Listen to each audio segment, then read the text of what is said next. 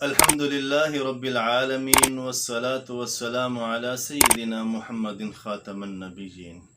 انا اعطیناک الکوثر فصل لربک وانحر۔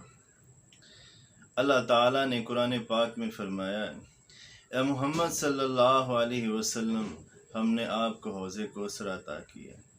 بس آپ اپنے اللہ کے لیے قربانی کیجیے اور نماز کو ادا کیجیے۔ اللہ تعالیٰ قرآن پاک میں فرماتے ہیں، لن ینال اللہ لحومها ولا دماؤها ولکن ینالہ التقوی منکم، کہ جو لوگ قربانی کرتے ہیں، اللہ تعالیٰ فرماتے ہیں کہ ہمیں آپ کی قربانی میں سے نہ گوشت چاہیے نہ خون چاہیے، ہمیں جو چیز درکار ہے، ہمیں جو چیز چاہیے آپ سے وہ تقوی ہے۔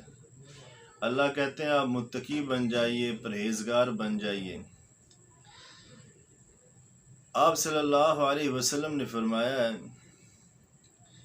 کہ اللہ تعالیٰ قرآن پاک میں فرماتا ہے، ان اللہ لا ينظر الى صورکم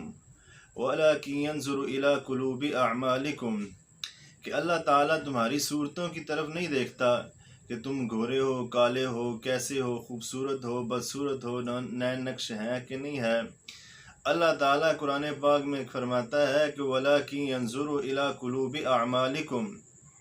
اللہ تعالیٰ تمہارے دلوں کے اعمال کو دیکھتا ہے۔ ام سلمہ رضی اللہ تعالیٰ عنہ سے روایت ہے، کہتی ہیں کہ رسول اللہ صلی اللہ علیہ وسلم نے فرمایا ہے، من رأی ہلال ذی الحجۃ واراد ان یضحی فلا یأخذ من شعرہ ولا من اظفارہ، کہ محمد الرسول اللہ صلی اللہ علیہ وسلم نے فرمایا ہے کہ جب ذی الحجہ کا چاند نظر آ جائے تو جس شخص نے قربانی کرنی ہے وہ نہ اپنے ناخنوں کو تراشے نہ حجامت کو بنوائے۔ اگر گھر میں سے کوئی بڑا قربانی کرتا ہے اپنے تمام فیملی کی طرف سے، اہل و عیال کی طرف سے، تو ان سب کے لیے یہی بات ہے کہ نہ وہ اپنے ناخنوں کو تراشیں گے ذی الحجہ کا چاند نظر آ جانے کے بعد، نہ حجامت کو بنائیں گے۔ اب سوال یہ پیدا ہوتا ہے کہ ذی الحجہ کا چاند تو نظر آ گیا ہے، اب ناخنوں کو بھی نہیں تراشنا، حجامت بھی نہیں بنوانی، تو یہ کام کب کرنا ہے؟ یہ کام آپ صلی اللہ علیہ وسلم کی حدیث ہے، یہ کام قربانی کے بعد کرنا ہے،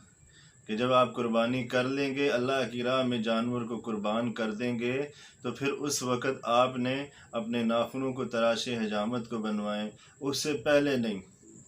وَمَا تَوْفِيقِي إِلَّا بِاللَّهِ عَلَيْهِ تَوَكَّلْتُ وَإِلَيْهِ أُنِيبُ۔